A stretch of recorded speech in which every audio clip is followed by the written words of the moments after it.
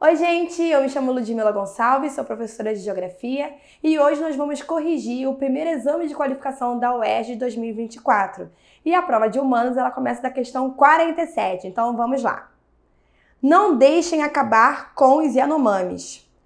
Yanomami, talvez você nunca tenha ouvido falar nesse nome, pois saiba que é o nome genérico de cerca de 8.400 brasileiros, gente boa que vive em 203 cabanas, no interior da floresta tropical, bem na fronteira com a Venezuela. Formam 14% da população de Roraima e encontram-se ainda no Amazonas.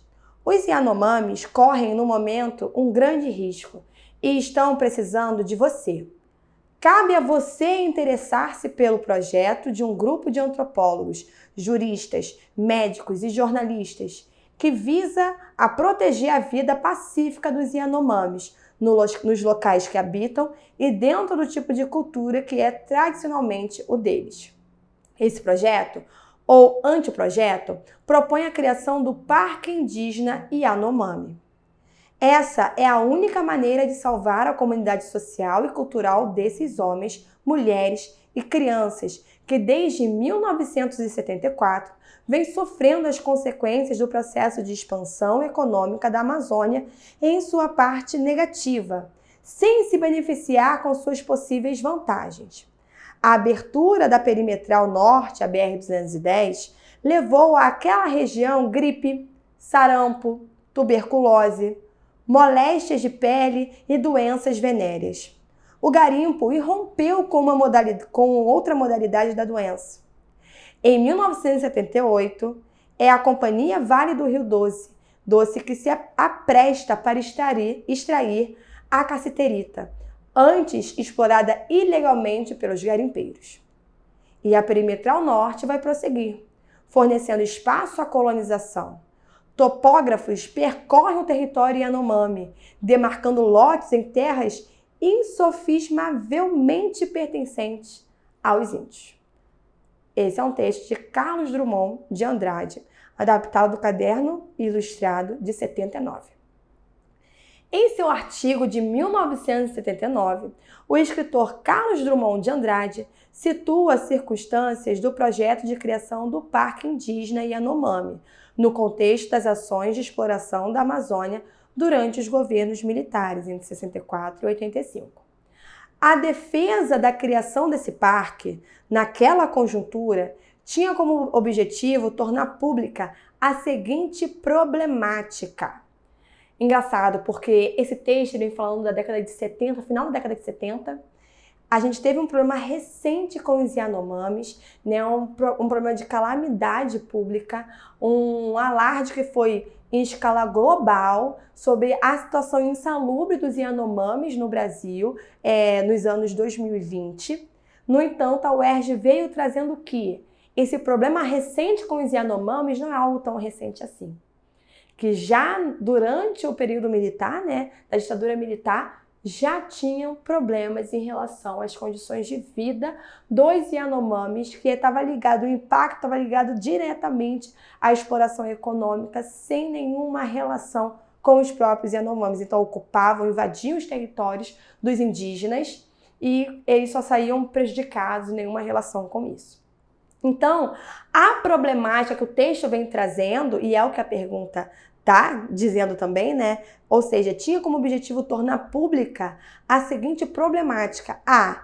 Extermínio de povos originários. B. Aviltamento de riquezas naturais. C. Irracionalidade de agentes estatais. E D. Lucratividade de empresas privadas. Qual era a problemática que o texto o tempo todo ele estava falando? Inclusive tem uma imagem, né, gente? Olha as imagens aí dos Yanomamis. Então, está falando o tempo todo dos povos originários. O que são povos originários? São um povo que tem origem naquele lugar. Então, os povos indígenas do Brasil são considerados povos originários. Então, nosso gabarito vai ser a letra A. A problemática é e era o extermínio dos povos originários. E esse extermínio estava acontecendo, né, matando líderes indígenas, matando através da contaminação da mata, a contaminação das águas que são usadas pelos povos indígenas. Então isso causa o extermínio desse povo, tá bom? Então, gabarito da 47 é a letra A. Fala pessoal, professor Diego Moreira aqui, dando continuidade, questão 57 do primeiro exame de qualificação da UERJ. Vamos lá? Bota na tela aí. Então, primeira questão. Tem um texto, né, de apoio que ele diz: se há apenas 5 ou 10 anos disseram que alguém em Cuba, que um presidente norte-americano visitaria a ilha, a resposta seria um sorriso irônico. Mas se fosse mencionada a possibilidade de ver os Rolling Stones tocando em Havana, a reação teria sido uma gargalhada ou um grito. Se a pessoa assim informada tivesse seus 60 ou 70 anos de vida.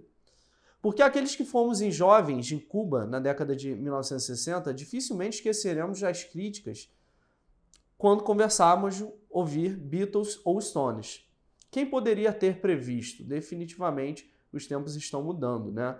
É um texto aí da Folha de São Paulo do jornalista Leonardo Padura. Aí ele diz lá: as considerações do escritor sobre a sociedade cubana indicam que, na década de 60 e no momento atual, sublinha aí, década de 60 e momento atual, as diferenças entre as condições de vida são contextualizadas, respectivamente, pelos seguintes aspectos das relações internacionais. Então, volta aqui para mim. Então, a questão basicamente, ela quer que você compreenda os contextos das relações internacionais em 2 momentos da história, né? Então, que momentos são esses? Esses momentos são a década de 60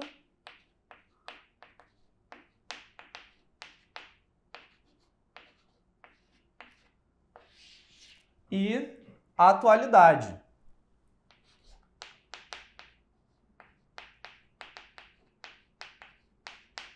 Certo? Então, diante disso, vamos lá para a letra A. Letra A, expansão mundial dos regimes totalitários, né? Bom, lembrando que na década de 60, você ainda tinha alguns regimes totalitários, como a própria União Soviética, né? Ainda, né, no contexto da Guerra Fria, lembrando que na década de 60 a gente está no contexto da Guerra Fria, certo? Então a gente até tem isso, mas expansão talvez seja uma palavra muito forte. Por quê? Porque alguns regimes totalitários já estavam caindo, né? Ou já haviam caído, né? Principalmente a Alemanha nazista, certo? Então, regimes totalitários são esses regimes ditatoriais aí que marcaram a história ali naquele século, ok? Então vamos lá. E segundo, supremacia, atualmente, né? Está falando de atualidade e tal, tem um traço aqui. Supremacia das concepções neoliberais. Atualmente a gente tem a supremacia das concepções neoliberais? Sim, a gente até tem, tá? Então a gente até pode considerar isso aqui como correto. Supremacia das concepções neoliberais. Mas a gente pode considerar a expansão dos regimes totalitários na década de 60? Não. Né? Até porque na década de 60 você tem a expansão dos Estados Unidos, que não era um regime totalitário. Então a gente risca aqui expansão e não considera essa como um gabarito, beleza? Vamos lá para a letra B. Crescimento da influência global soviética. Está certo ali em 1960? Certíssimo, né? Já que a gente está na década de 60 ali no contexto da ordem bipolar ou Guerra Fria, né? Que você tinha basicamente a oposição dos Estados Unidos e União Soviética, beleza? Então você tem o crescimento da influência global da União Soviética. Talvez crescimento seja uma palavra forte, mas a gente pode considerar, tá? E na letra B, afirmação da hegemonia norte-americana. É aqui que os Estados Unidos se torna hegemônico. O que é um país hegemônico, galera? O país hegemônico é aquele que tem todo o controle da ordem mundial, como se a ordem mundial ela fosse unipolar. Só que os Estados Unidos ele não tem uma hegemonia mundial aqui. Até porque do outro lado da ordem bipolar tinha a União Soviética, né? Então a gente não pode considerar uma hegemonia por parte dos Estados Unidos. embora você tenha o crescimento da influência da União Soviética, a gente pode considerar, mas a gente não tem uma hegemonia norte-americana, tudo bem?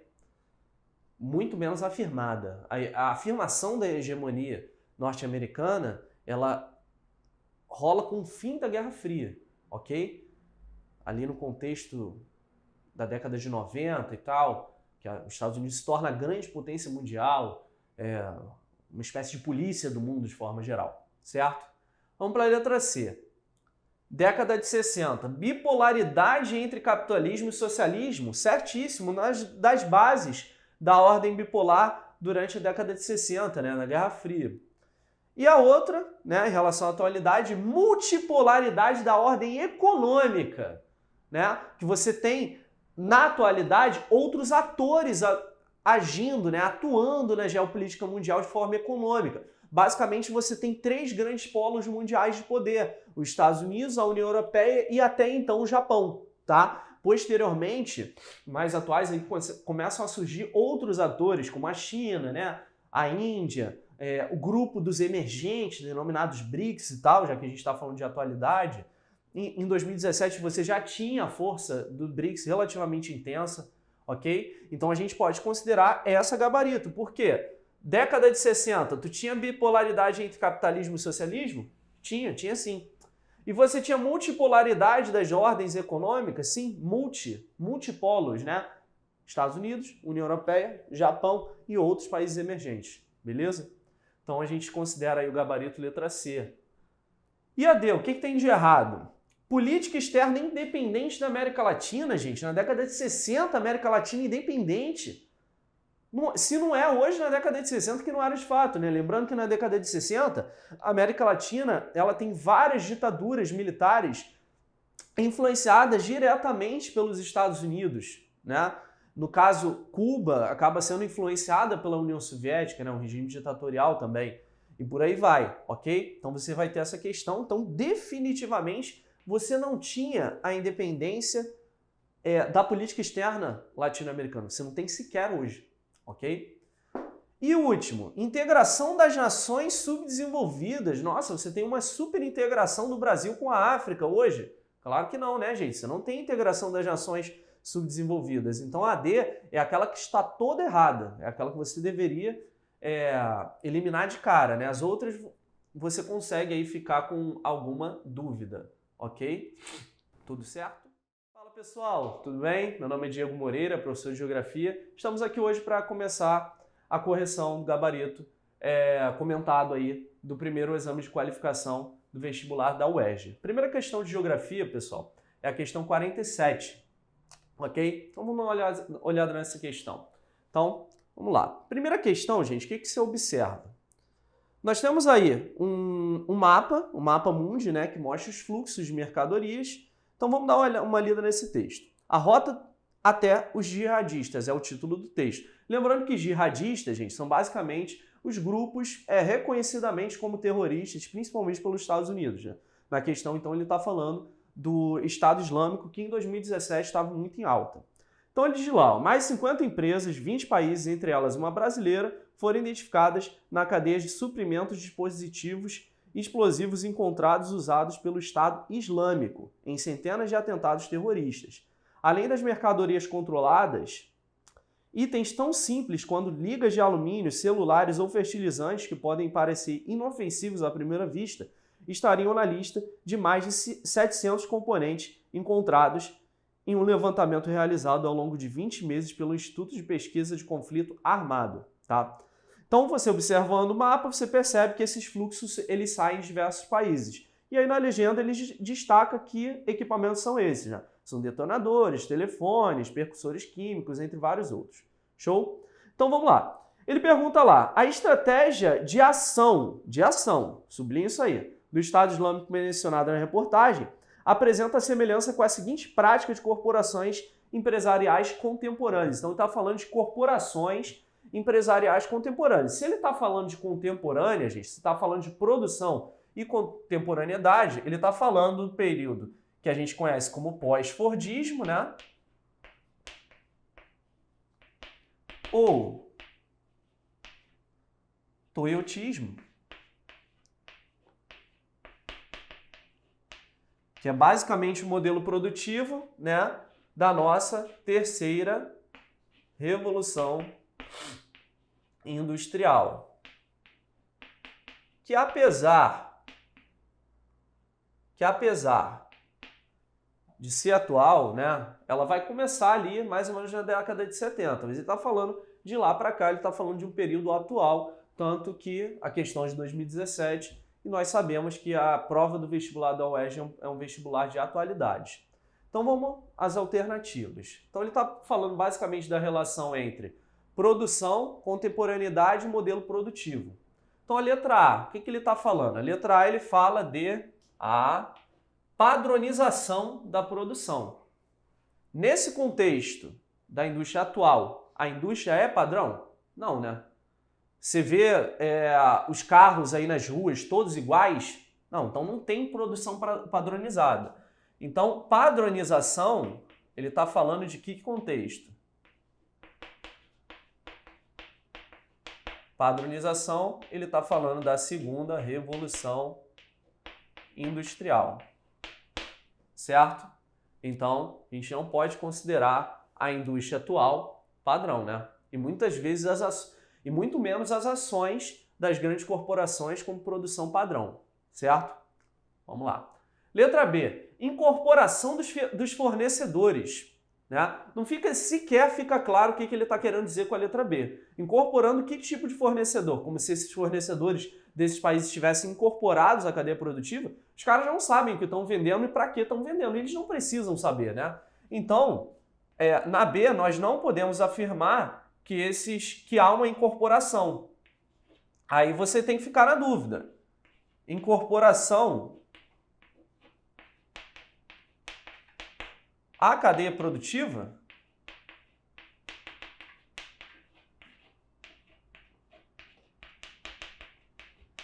É esse o questionamento, né? Mas pode ser que você não tenha entendido a princípio essa alternativa. Então vamos para outra. Essa é aquela clássica que você pode deixar uma bolinha do lado, que você talvez esteja em dúvida.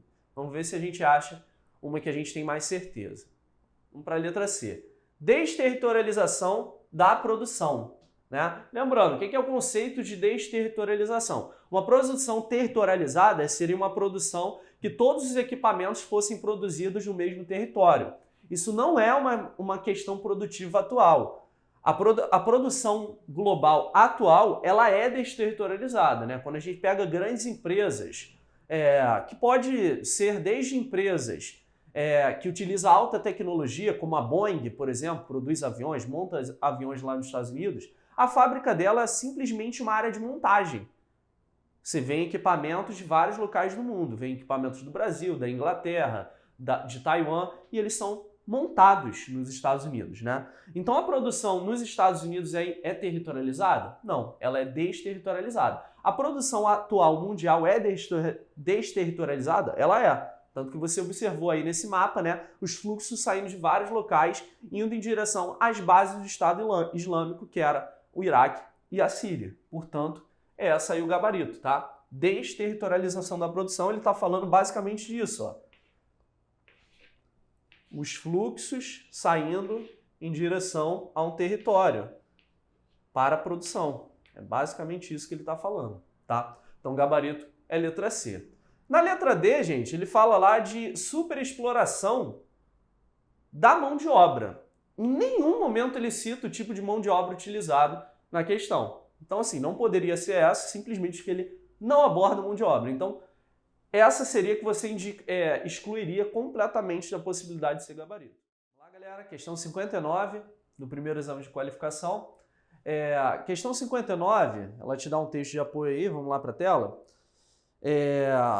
No qual é uma reportagem da BBC, né, famoso diário britânico, né, londrino e tal. O primeiro-ministro britânico David Cameron anunciou o plebiscito que decidirá a permanência do Reino Unido na União Europeia. Ocorrerá no dia 23 de junho de 2016. Cameron liberou seus ministros para defenderem tanto quanto a continuação quanto como a saída do Reino Unido em relação à União Europeia.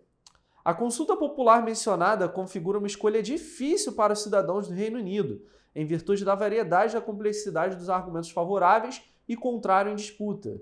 O argumento decisivo para uma parcela dos britânicos aprove a saída do Reino Unido do bloco remete à retomada da plena autonomia nacional no seguinte campo. Ele está perguntando basicamente o que as pessoas que defendem a saída do Reino Unido querem como autonomia. Sistema militar, ação diplomática, gestão monetária e controle migratório. O que será que os cidadãos do Reino Unido queriam como autonomia para votarem a favor do Brexit, né? Ou seja, a favor da saída do Reino Unido em relação à União Europeia? Então vamos lá. Os cidadãos britânicos eles queriam a saída do Reino Unido para ter autonomia no sistema militar. Isso quer dizer que antes dessa saída que foi consolidada, o sistema militar britânico era incorporado à União Europeia? Não, não era incorporado, tá? A autonomia militar eles já tinham, ok? Então não pode ser a letra A, ok? Já que eles já tinham autonomia militar. Bom, eles queriam sair da União Europeia para ter autonomia na ação diplomática? Não necessariamente, né? Esse você pode ficar confuso porque você tem dois olhares. No quesito diplomacia, você tem um posicionamento do Reino Unido em relação à União Europeia, né? Porque a União Europeia tem um parlamento, então eles decidem ações em conjunto. E você tem um outro lado da República, da ideia independente do Reino Unido, né? De ter relações bilaterais com outros países, como é a ótima relação deles com os Estados Unidos, como é com o Canadá, entre outros países, né? Então essa você poderia ficar com dúvida, mas tá. De fato, ele ter esses dois olhares não quer dizer que o Reino Unido ele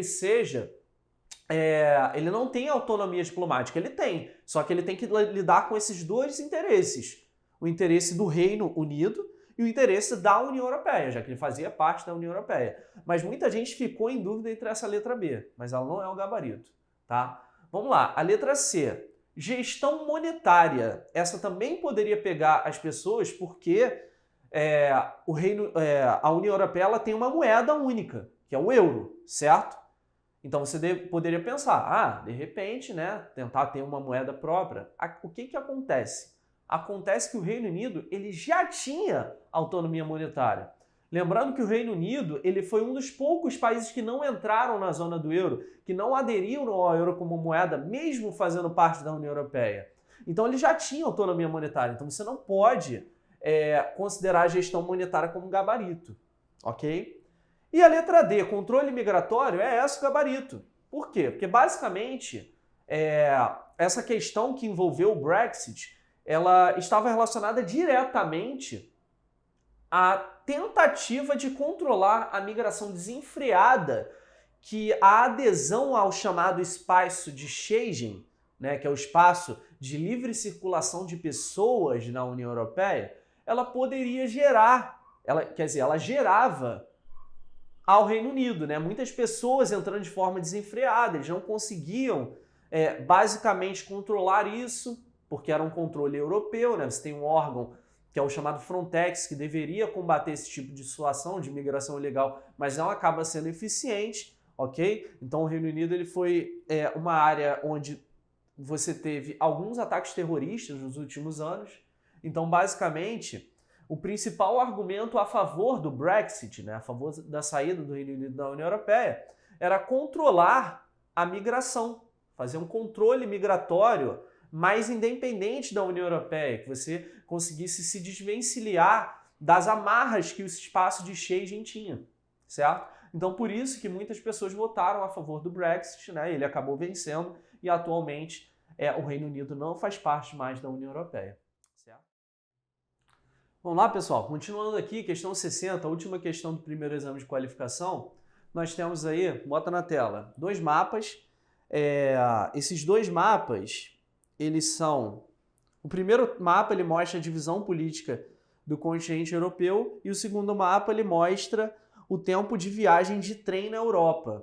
Repara que ambos estão sem os nomes, né, dos países. Então você tinha que ter uma certa ideia de localização dessas 4 alternativas que estão como possíveis gabaritos. Tá? E você repara que no segundo mapa você tem uma certa deformação das áreas territoriais.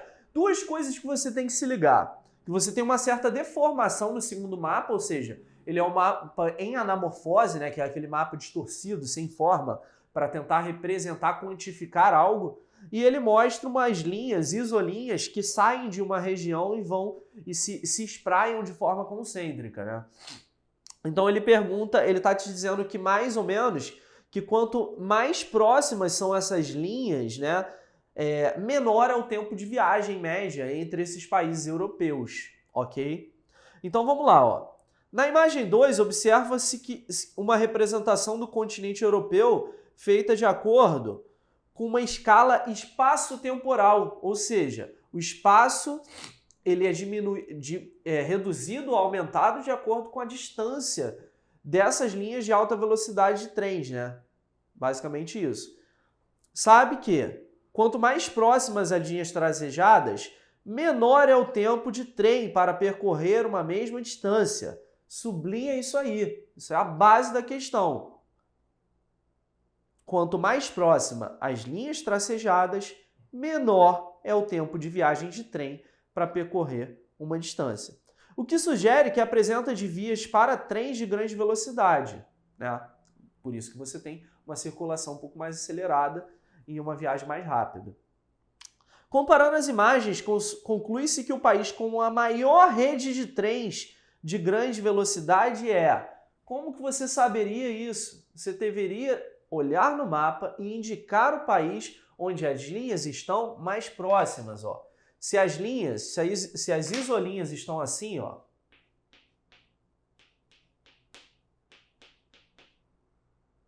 isso aqui são as linhas próximas. Aí você tem alguns países aí que as linhas estão bem distantes. Isso quer dizer que o tempo ele é maior e aqui o tempo é menor. E o local que você repara no mapa, que você tem linhas reduzidas, linhas bem próximas, é uma região ali no centro norte da Europa, né? Especificamente na França, tá? Então o gabarito aí que você poderia considerar é a França, ok? Por que não a Itália? Itália porque você tem linhas mais distantes, você vai ter os Alpes ali bloqueando a Itália, então o tempo de viagem acaba ficando um pouco mais complicado, né? A Alemanha, você poderia ficar com dúvida da Alemanha, mas olhando aí no mapa de número 2, você percebe que as linhas estão um pouco mais distantes quanto na França.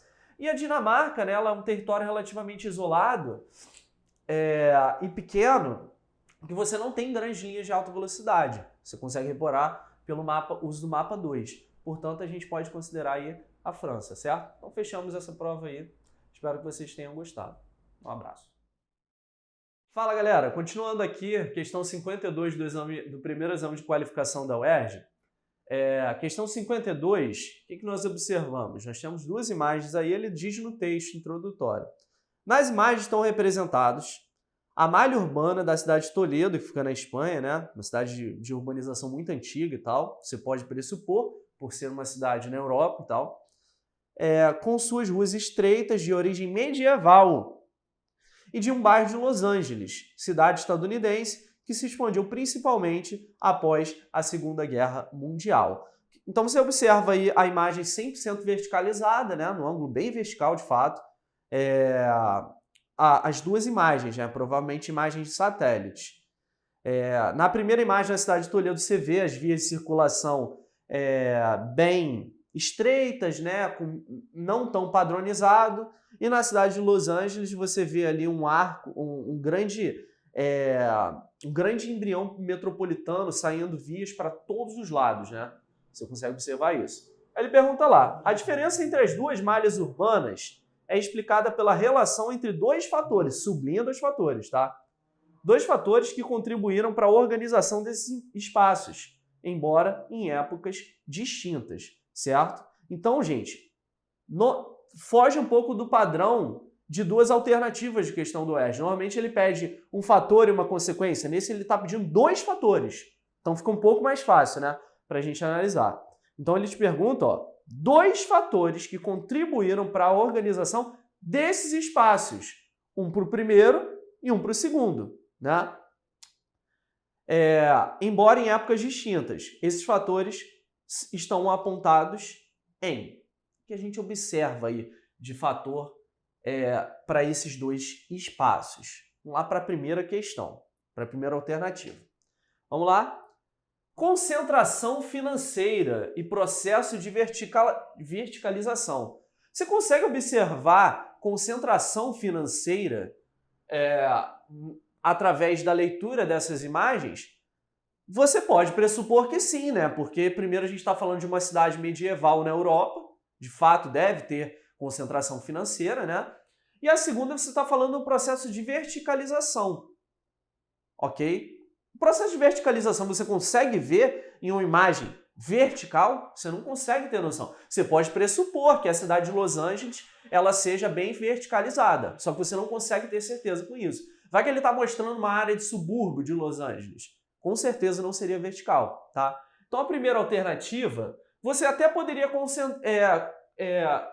considerar concentração financeira. Então concentração financeira, ok, mas o processo de verticalização, nós não conseguimos perceber numa imagem vertical, tá? Então você não consegue. Vamos lá para a letra B. Um fator, atividade econômica. Que atividade econômica? E o segundo, especialização funcional. A atividade econômica está meio solto, mas a especialização funcional a gente consegue problematizar. Que especialização funcional é essa? Você já viu na aula de geografia urbana que algumas cidades ela tem funções mais especializadas. Por exemplo, uma cidade ela tem como maior relevância a atividade industrial, outra tem uma cidade conhecida como portuária. Por exemplo, Santos, no interior paulista, é uma cidade que foi especializada para atividade portuária. Sei lá, Volta Redonda, no interior do estado do Rio de Janeiro, foi uma cidade que se funcionalizou para atividade industrial, entre várias outras. Então ele está falando aqui de especialização funcional, você consegue ver nas cidades de Toledo e Los Angeles especializações funcionais através da leitura dessa imagem? Não. Ah, professor, mas eu lembro aí que Los Angeles é uma área próxima de o maior polo industrial que tem, o maior tecnopolo que tem no mundo, né, que é o Vale do Silício. Beleza, mas a questão não fala isso, então você não pode considerar especialização funcional, até porque Los Angeles é uma cidade multifuncional, então não tem especialização, certo? Vamos lá para a letra C. Letra C, nível técnico e padrões de circulação. Lembrando que a questão está pedindo dois fatores que permitiram o desenho dessas cidades, né? Com certeza, o nível técnico é um fator, por quê? Nível técnico, gente, ele está falando o seguinte, ó. Nível técnico, de tecnologia, né? De tecnicidade. Ele está falando das vias, ele está falando dos modais, do possível tipo modal, né, de transporte que está circulando por essas vias, né? Ele está falando de produção. Então, de fato, o desenho dessas cidades elas são diferentes por conta do nível técnico. Então, o nível técnico nós, de fato, consideramos. E os padrões de circulação? A gente pode considerar como um dos fatores também? Podemos, né? Por quê? Padrões de circulação, você consegue observar aí na primeira imagem de Toledo, um padrão de circulação que muito provavelmente, por ser uma cidade medieval, ele cita na alternativa, né, cidade medieval, que a circulação por ela não era técnica, né? Você tinha pessoas circulando, provavelmente uma charrete e tal, carregando cavalo, mercadorias, etc., né? Mas na cidade de Los Angeles, você vê um grande anel rodoviário com várias vias de circulação se espalhando de forma concêntrica, né? Do centro para as periferias. Ou seja, você consegue perceber um padrão de circulação bem moderno nessa área. Então você consegue perceber padrão de circulação como um fator que diferencia, que formou esse espaço técnico, certo? Show! E por último, gente, então o gabarito, portanto, vai ser letra C e a letra D. Perfil de renda. Você consegue ter acesso ao perfil de renda das pessoas através da visualização de uma imagem vertical? Não. Então, perfil de renda, você não consegue perceber, tá? E a segregação social? Você consegue perceber? Você também não consegue perceber. Talvez, se uma imagem ela fosse de uma área que você conseguisse perceber grande desigualdade social, você conseguiria ver a segregação social, né? Ou segregação socioespacial, melhor dizendo, tá? Mas nessa imagem você não consegue ver. Mas tudo bem que a gente já descartou a primeira, portanto ela não pode ser gabarito, tá? Portanto, gabarito, letra C, beleza? Fala pessoal, continuando aqui na resolução da prova do primeiro exame de qualificação da UERJ de 2017, vamos aqui para a questão 56, certo? Questão número 56, ela vai estar falando sobre o conceito de refugiados. Então vamos à questão, tá aí com vocês na tela. Os refugiados são pessoas que escaparam de conflitos armados ou perseguições, tá? Com frequência, sua situação é tão perigosa e intolerável que devem cruzar fronteiras internacionais em busca de segurança nos países mais próximos. E então se tornar um refugiado reconhecido internacionalmente, com acesso à assistência dos estados da Acnur, né, que é a Agência da ONU para Refugiados e outras organizações. Então ele basicamente diz que no momento que você se torna um refugiado, você tem que ser assistido por esses estados nacionais que você está entrando. Então vamos lá. O conceito de refugiado apresentado no texto está diretamente associado aos problemas políticos e econômicos que afetam diversos países na atualidade. Nos últimos anos, a região de origem que tem contribuído para o maior número de refugiados em direção aos países da União Europeia é. Lembrando, pessoal, que nós estamos fazendo esse gabarito aqui no ano de 2023, só que essa questão ela é um pouco anacrônica, né? Porque ela é do vestibular de 2017. Atualmente, o que nós temos? Em 2023, a gente está passando por um momento aí na guerra na Ucrânia e tal, e no qual a Ucrânia está repulsando muitas pessoas, né? Há indícios aí que já saíram mais de 5 milhões de refugiados ucranianos para outros países da Europa. Então, se fosse em 2023, com certeza, o gabarito poderia ser letra A, leste europeu, tá? Por conta da instabilidade atual, ok? Mas talvez você esteja se perguntando, pô, professor, mas em 2014 houve a primeira invasão da Rússia na Crimeia. Ok, mas essa invasão ela não gerou tantos refugiados quanto a invasão que começou no ano de 2022, tá? Então, se essa questão fosse atual, você poderia marcar letra A, leste europeu, ok? Mas ela não é. Ela é de 2017. Em 2017, nós tínhamos aí um grande fluxo migratório de refugiados em direção à União Europeia. Esse fluxo ele ainda existe, só que ele era isolado naquele momento. Hoje ele não é mais isolado, tá? Então vamos lá. Lembrando antes do conceito de refugiado, que a gente tem que ficar ligado, né? Refugiados, gente, eles são migrantes internacionais que estão relacionados à saída de forma forçada. Ele não é um imigrante comum.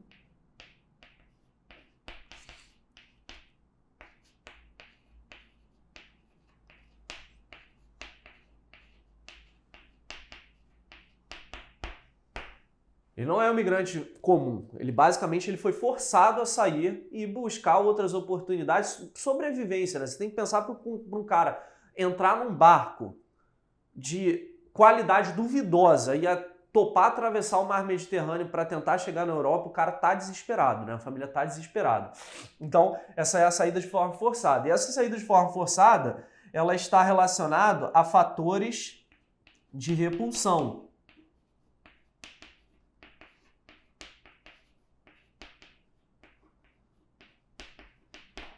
Que fatores de repulsão são esses que a gente pode indicar? A gente pode indicar guerras, a gente pode indicar perseguições,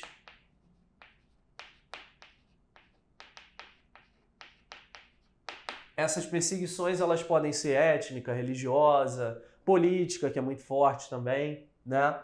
Ela pode estar associada a problemas econômicos,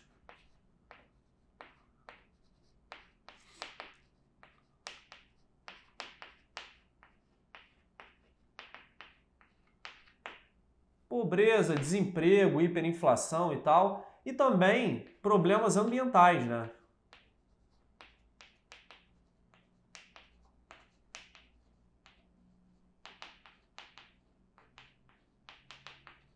Certo?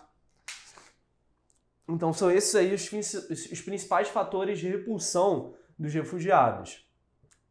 Em 2007, quer dizer, atualmente essa questão te deixaria um pouco confusa, né? Que você ficaria em dúvida nessas duas áreas. Você ficaria em dúvida entre a letra A e a letra B. O que são as outras duas regiões? O Extremo Oriente é aquela região no leste da Ásia, né? Que você pega o Japão, você pega a China, você pega Taiwan, e ela não é uma área de grande repulsão de refugiados. Já a Península Balcânica é a região ali dos Balcãs, né, que você vai ter a Sérvia, Montenegro, Croácia, Bósnia, entre outros países, né, Albânia e tal. E esses países, atualmente, embora tenha a guerra do Kosovo ali, uma questão separatista envolvendo outros países, ela não é uma grande área de repulsão de refugiados. As áreas que mais repulsam refugiados hoje, dentre essas alternativas, é a letra A e a letra B. Porém, em 2017, o gabarito seria Oriente Médio. Por quê? Porque em 2017, nós estávamos aí no auge da guerra da Síria, o auge da força do Estado Islâmico, né?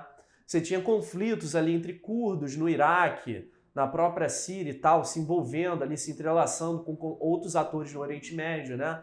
Mercenários estadunidenses, o exército russo. Então, estava o caos, né? Como costuma ser de fato o Oriente Médio. Então, como segurança numa questão dessa, é a região que mais repulsa refugiados ainda hoje, o Oriente Médio e o norte e a África subsaariana, né? Mas ela não está dentro das alternativas. Então, você poderia ir com segurança na letra B em 2017, certo? Questão 50. Segundo as projeções da Organização das Nações Unidas, a ONU, a população mundial ultrapassou a marca dos 8 bilhões de habitantes no dia 15 de novembro de 2022. O planeta nunca tinha abrigado tantas pessoas ao mesmo tempo.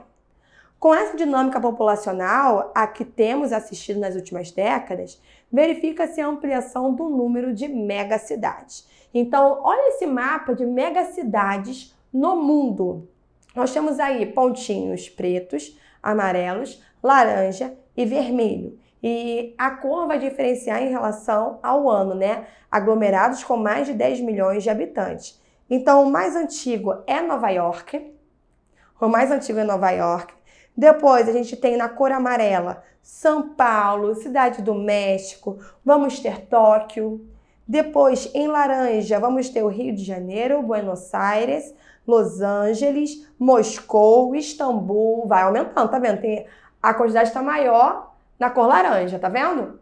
E em vermelho, que é a projeção, nós vamos ter aí Jacarta, vamos ter Lagos, vamos ter mais cidades assim, que nem no continente africano tem, a projeção é que tenha, correto? Então a gente está tendo aí o aumento da população e do crescimento dessas cidades. Beleza, então. De acordo com o mapa, um continente teve o maior acréscimo de megacidades no século XXI. Esse acréscimo ele é explicado principalmente pelo seguinte processo social ocorrido nos últimos 50 anos. Gente, o que motiva esse aumento das cidades, ou seja, as pessoas vindo morar na cidade, é principalmente a ver com o crescimento industrial. Então, essa projeção na cidade de Lagos, por exemplo, diz respeito ao crescimento industrial nessa cidade. Então, vamos ver as opções. A. Mecanização agrícola. B. Crescimento industrial. C. Aumento da fertilidade. E D. Modernização da telefonia. O que tem mais motivado o crescimento das cidades, anotem isso, o aumento da urbanização está ligado diretamente ao processo de industrialização. Não só a industrialização, como também o terceiro setor, né, o setor de comércio, que também está crescendo bastante, mas nas principais cidades deram, por exemplo, o Rio de Janeiro, né, se deu principalmente por conta da industrialização. Logo, o gabarito da questão 50 é a letra B. Fala pessoal, tudo bem? Meu nome é Diego Moreira, professor de Geografia. Estamos aqui hoje para começar a correção do gabarito comentado aí do primeiro exame de qualificação do vestibular da UERJ. Primeira questão de geografia, pessoal, é a questão 47, ok? Então vamos dar uma olhada nessa questão. Então, vamos lá. Primeira questão, gente, o que você observa? Nós temos aí um mapa mundi, né, que mostra os fluxos de mercadorias. Então vamos dar uma lida nesse texto. A rota até os jihadistas é o título do texto. Lembrando que jihadistas, gente, são basicamente os grupos reconhecidamente como terroristas, principalmente pelos Estados Unidos. Né? Na questão, então, ele está falando do Estado Islâmico, que em 2017 estava muito em alta. Então ele diz lá, mais 50 empresas, 20 países, entre elas uma brasileira, foram identificadas na cadeia de suprimentos de dispositivos explosivos encontrados usados pelo Estado Islâmico em centenas de atentados terroristas. Além das mercadorias controladas, itens tão simples quanto ligas de alumínio, celulares ou fertilizantes que podem parecer inofensivos à primeira vista, estariam na lista de mais de 700 componentes encontrados em um levantamento realizado ao longo de 20 meses pelo Instituto de Pesquisa de Conflito Armado. Tá? Então, você observando o mapa, você percebe que esses fluxos eles saem de diversos países. E aí na legenda ele destaca que equipamentos são esses, né? São detonadores, telefones, percussores químicos, entre vários outros. Show? Então vamos lá. Ele pergunta lá, a estratégia de ação, sublinha isso aí, do Estado Islâmico mencionada na reportagem, apresenta semelhança com a seguinte prática de corporações empresariais contemporâneas. Então ele está falando de corporações empresariais contemporâneas. Se ele está falando de contemporânea, gente, se está falando de produção e contemporaneidade, ele está falando do período que a gente conhece como pós-fordismo, né? Ou toyotismo,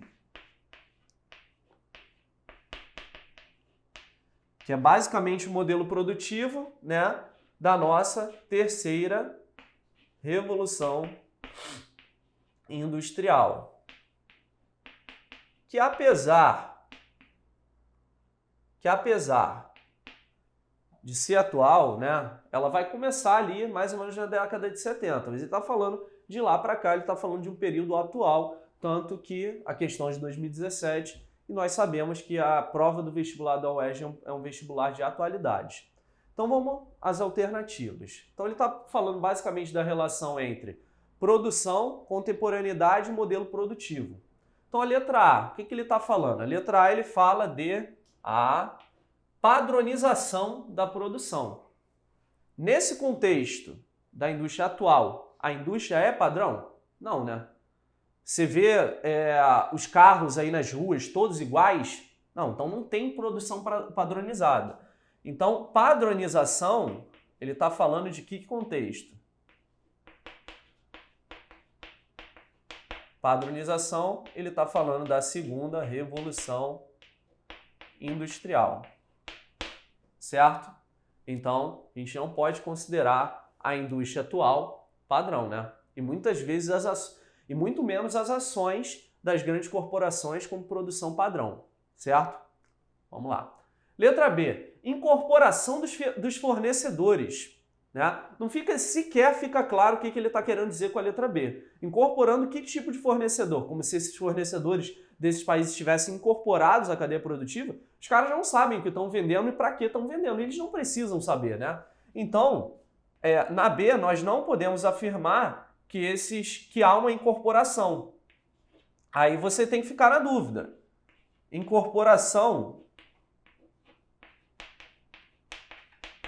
à cadeia produtiva?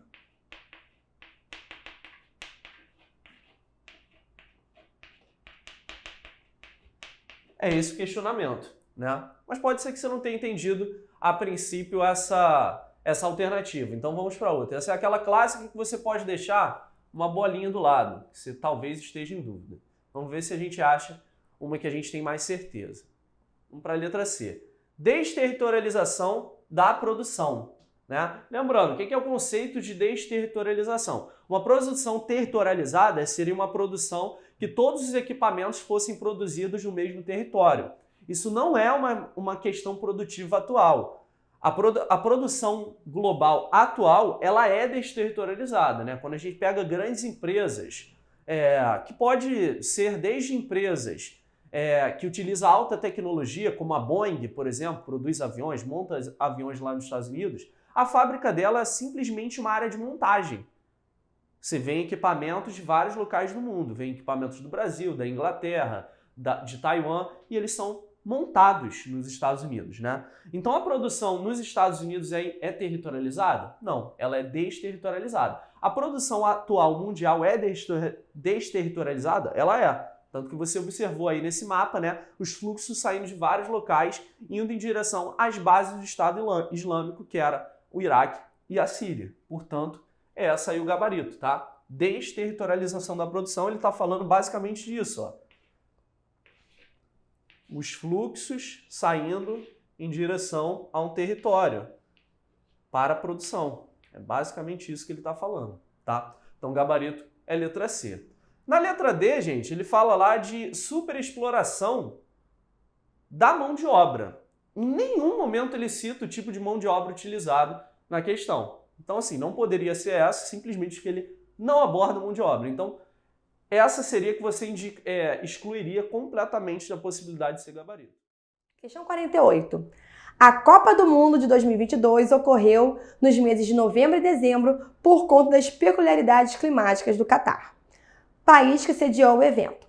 Observe as variações das temperaturas médias ao longo do dia para cada mês do ano na capital Doha.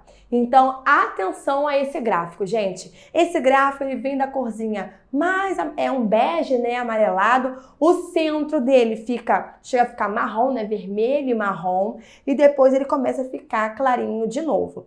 A gente vê aqui nessa lateral que nós temos o número de 0 a 24, que diz respeito às 24 horas de um dia, tá bom? Então, aqui na vertical é durante o dia, e aqui na parte horizontal mais embaixo nós vamos ter os meses. Então, o que a gente percebe? Que ao longo do ano, em janeiro, nós vamos ter uma temperatura mais amena, né? No máximo 24 graus Celsius, e que chegando no meio do ano, a gente vai ter aí as maiores temperaturas, vai estar muito quente, vai estar muito seco, porque é uma região desértica, tá? Então a gente percebe pelas informações desse gráfico que a temperatura ela fica muito mais elevada durante o meio do ano, né? Nos meses de junho e julho principalmente. Então, atenção, se eu tô vendo que esse gráfico está mostrando que as maiores temperaturas, elas acontecem, já tem uma variação aí ao longo do dia. E também no ano, tendo as maiores temperaturas no meio do ano, isso quer dizer que está no hemisfério norte. Só para a gente chegar a essa conclusão junto. Se as temperaturas mais altas ocorrem no meio do ano, está se referindo então ao hemisfério norte, ok? Ok. Vamos lá para o enunciado. Com base nas informações apresentadas, infere-se que a latitude aproximada do Catar é... E aí, o que essa questão está pedindo? Ela quer que você identifique que é o hemisfério norte e, de fato, estão todas as opções no hemisfério norte. Só que, em relação à linha do Equador, aonde é que está o Catar? O Catar, ele está localizado geograficamente ali se aproximando do Trópico de Câncer. E aí, quanto que vale o Trópico de Câncer? 33 graus Celsius e 26 minutos. Então, o Catar, ele não poderia passar de 33 e nem também está tão próximo da linha do Equador, que vale 0 graus Celsius. Ou 0 graus Celsius não, só 0 graus, tá? E aí, então, dentre as opções, nós vamos ter 5 graus ao norte, está muito perto da linha do Equador, não vai ser. 25 graus ao norte, ok. Vamos ter 45 graus ao norte, passou do Trópico de Câncer, então não vale. E a letra D, 65 graus ao norte, passou muito, né? Então, não tem como ser nem letra C, nem letra D. O gabarito, então, vai ser a letra B, tá? Então, essa questão, ela pede o seu conhecimento de localização de países do mundo. Saber se está ao sul de algum trópico, ao norte de algum trópico, está em qual hemisfério. É tudo isso que essa questão, ela quer de você. Então, o gabarito da 48 é a letra B. Olá, galera. Questão 59 do primeiro exame de qualificação. Questão 59, ela te dá um texto de apoio aí, vamos lá para a tela, no qual é uma reportagem da BBC, né, famoso diário britânico, né, londrino e tal. O primeiro-ministro britânico David Cameron anunciou o plebiscito que decidirá a permanência do Reino Unido na União Europeia.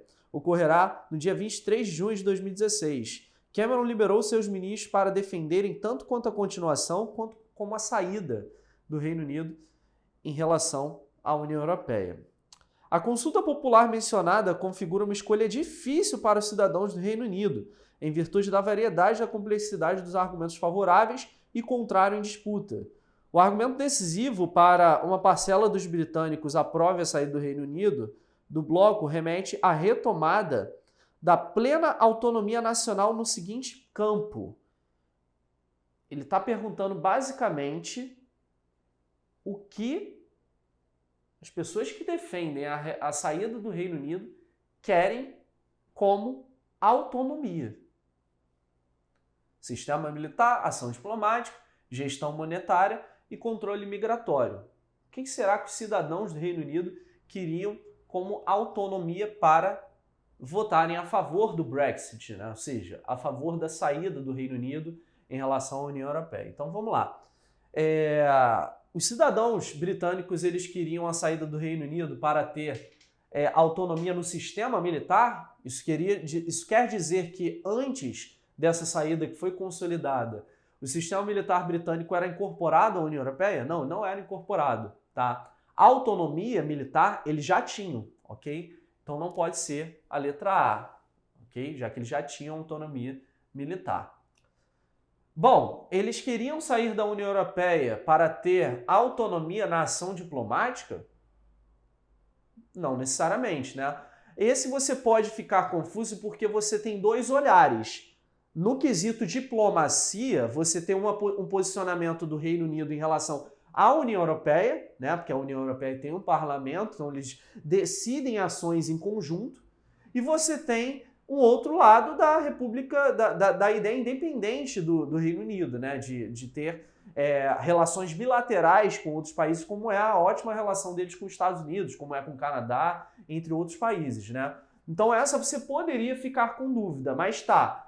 De fato, ele ter esses dois olhares não quer dizer que o Reino Unido ele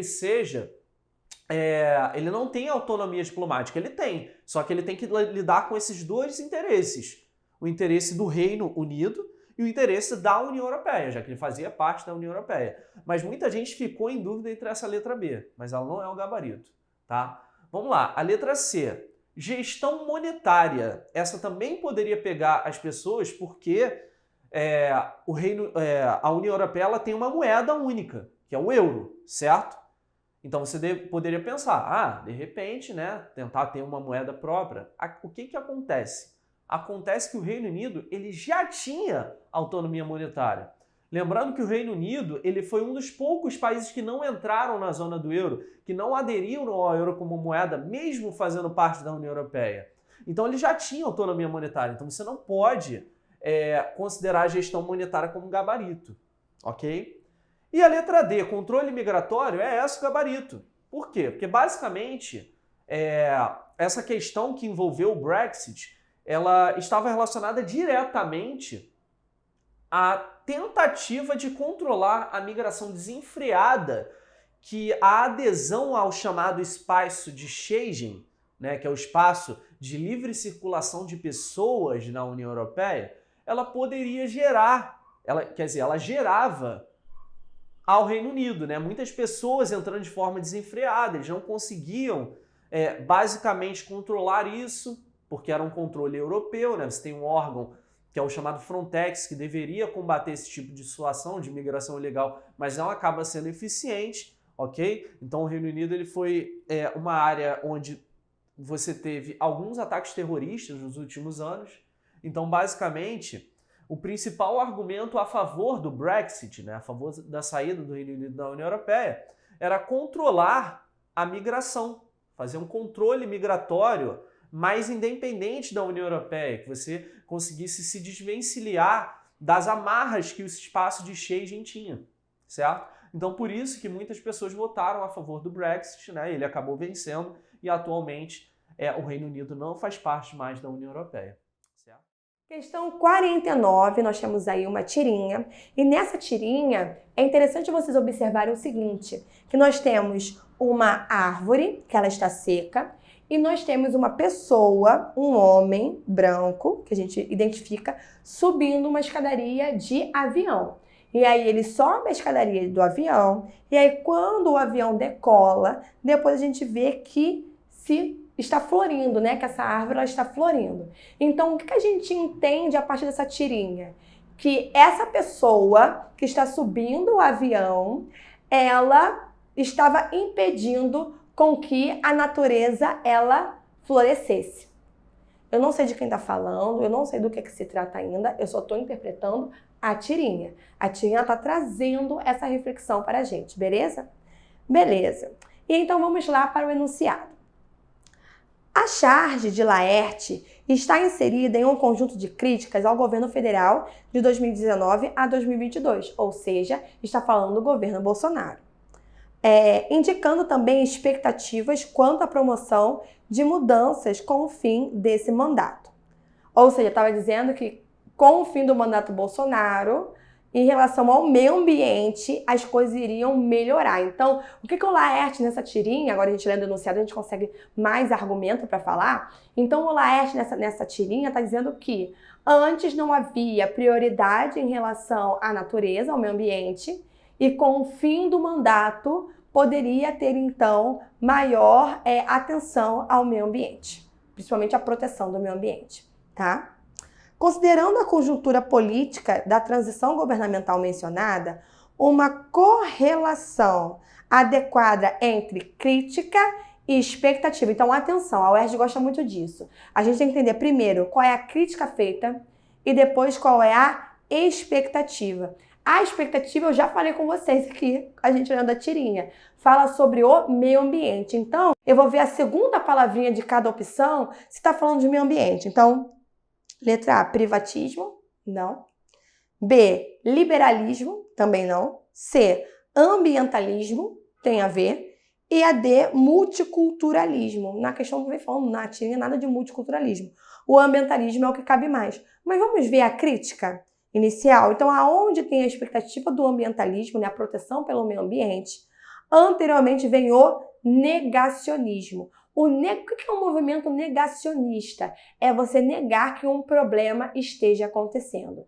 E é algo estrutural no Brasil, a questão do avanço da fronteira agrícola, a questão do desmatamento, justamente para no local ter pecuária extensiva, os animais criados em locais abertos, para a produção de soja, para a produção de milho, para a produção de cana-de-açúcar, principalmente para a geração de energia, né, o etanol. Então, o que acontece? Isso é uma coisa que desde a década de 60 ela vem acontecendo.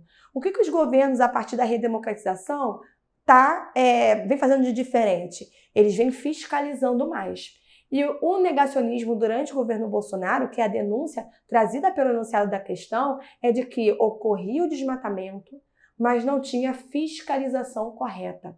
Então, não fiscalizar e não punir quem está desmatando, isso é caracterizado como um posicionamento negacionista em relação ao meio ambiente. Então, o Laerte, ele faz uma crítica, né? Ou seja, está criticando o negacionismo no governo Bolsonaro e tem a expectativa do ambientalismo. Lembrando que quando se fala do governo, nós estamos falando de todas as instâncias e pessoas envolvidas durante esse período. Então é uma crítica não só à pessoa Bolsonaro, como também em relação ao ministro do Meio Ambiente, ao ministro da Agricultura, todas as pessoas envolvidas e que poderiam estar fazendo mais para a proteção do meio ambiente durante esse período, tá bom? Então, de acordo com a crítica do Laerte e o enunciado da questão, o gabarito vai ser a letra C, negacionismo e ambientalismo.